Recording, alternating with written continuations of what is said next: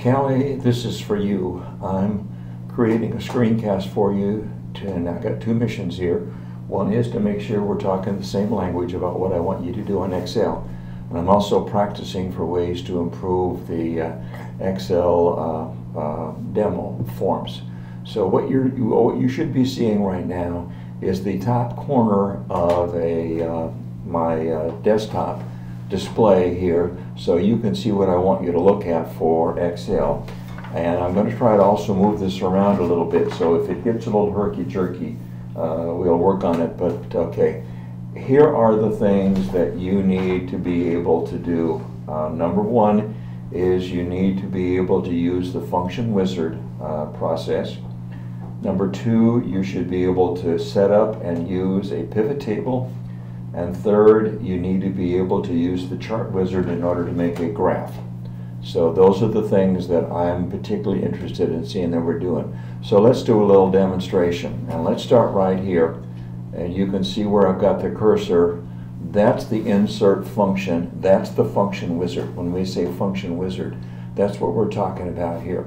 So here it would be the demonstration. Now bear with me because I'm going to be sliding the screen by you. Let's go down to the bottom here. And this is a big file I have here. This is a file with about 300 plus. And we go over here, and suppose I put the cursor at the bottom of column G, which I know that happens to be a row of test scores. That would be something similar to what you do. If I hit the function wizard key, I should get a floating menu like this, and you should be able to do the thing by floating. It moves around here. And basically it's going to ask me to identify a function that wants me to run, and then it wants me to do the dimensions. So let's use the all thing. I want to do an arithmetic average. Now I know from I've used it that mean is going to be listed as an average in Excel. Why, I don't know, but it is. I'm going to punch on the average key and say OK, and then it's going to hit a range. Now you may not be able to read this, but in the range where it says number 1, it says G2 colon G325, and that means it thinks I want to do an arithmetic average of all of the numbers that are in column G, starting with the second row through the 325th row. And since that happens to be accurate, I'm going to do that. And bingo, it's going to do that. And I'm going to pull it up here so you can see. And then I'm also going to enlarge that so you can see that that's exactly what it did for me. It created an arithmetic average. Something else that you might want to practice doing is that obviously you want more than a whole number for an average. So if I do a right mouse and say to format cells, and I go to number, and I can change that to 2 decimal places. Bingo, I've got an arithmetic average to 2 decimal places for that column. The other thing that we typically do when we have lots of numbers is you need to know, and you probably do know this, Excel allows you to drag a function. So if I hit the little sweet spot here at the bottom right hand corner, notice how the arrow changes shape here, and I drag it across there. It didn't drag the number, it dragged the function. So basically that's what we're talking about when we're talking about the function average. Now let's go in and cancel that now, and let's go, I'm going to create a new location. So remember, function average, the first thing you do when you go on there, you need to go a cell, you need to locate a SOBA you want it to print out, you need to come up with a category, and we can do average, which we just did.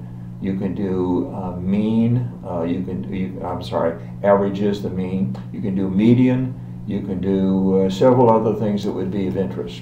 So that's the function wizard. I want to make sure you can do that. Now let's move on quickly, because there's the other biggie I want you to be able to do, and I'm going to run this back up to the top now, is, and here I might have to resize this as we're in the middle of the process.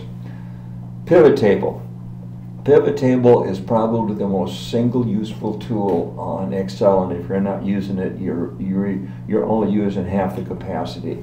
So to find function wizard, go up at the menu locations at the top, go to insert, and insert. Hello. Okay, good. I'm in the middle of a screencast demo, so I'll hang up now. Okay, so little interruption there, but you'll understand those things happen here. So basically to do that, I just put my cursor on anything in the table, and I go to, and you'll see a little pivot table icon, and I hit the pivot table icon, and it says, do you want to do reading scores from, and you'll see there's a little arrow here. It tells you the dimension of the table that you want to do it in. And it goes over here to keep on going over here, guys. You can see where the little thing ends over here. Let's pull it all the way down to the bottom here and keep on going up here. So you can see where the little line goes around here. Now actually I want to do a little modification, so rather than picking up in row 326 where I have my cursor right now, I want to change that to 325, which I'm going to do right now, and say okay. Sorry about that.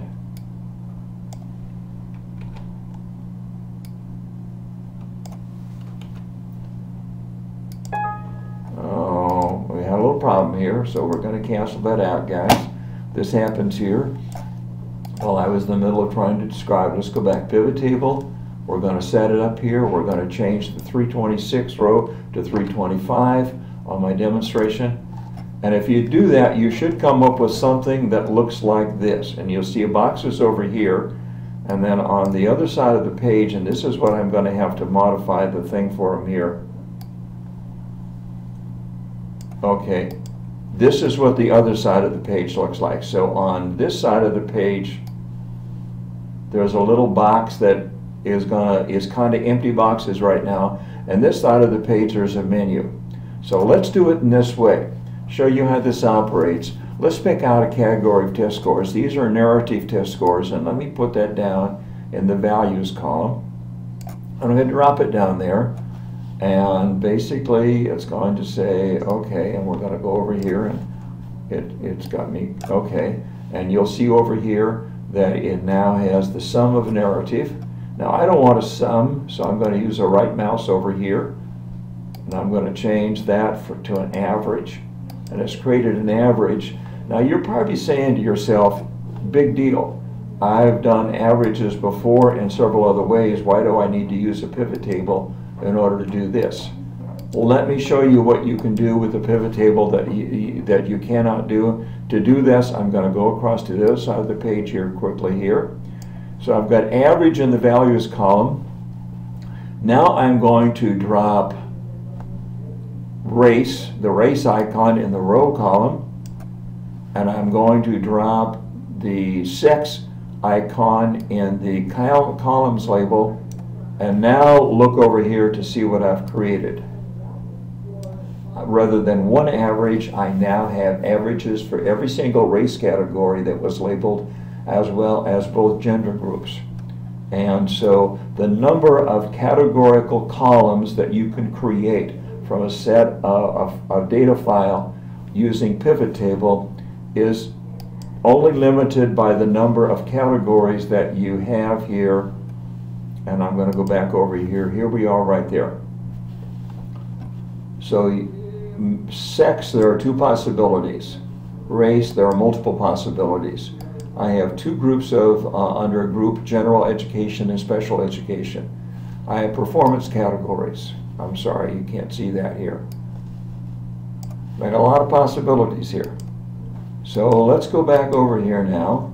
We've got that created. Now let me show you something that you can do with pivot table that is really handy when you're doing minimum proficiency scores. And here is as you know, on state scores, getting kids at a certain category is the big deal. So on this one, I have simulated this in my database by a set of number columns, and it's called performance. So I put it in numbers. I'm sorry, you're not seeing what I'm doing over here. Okay, so here we are. I take performance, and I'm going to drop some of performance over here. Now on this side, for some reason, I use the left mouse to change that to account. And big deal, it simply says there are 325 24 scores in that group, which I already knew and you would have known. But let's look at what I can do now. For one thing, I can take this and I can use it. I used it as a value, like a verb. Now I'm going to use it as a modifier. And let's put it over here instead. So look what I've done right here. Okay. Now let's go back across here again. And the other thing I'm going to do is I'm going to take the race icon and put it down here. So here's what it's done for me right now. If I knew that being in performance categories 1, 2, 3, 4, and 5 had different meanings, and they do, I now know how I now have this disaggregated by race for every single category here. If I wanted to do, rather than race, I wanted to do gender, no big deal. I simply go down here, I kick race out, I put sex in here,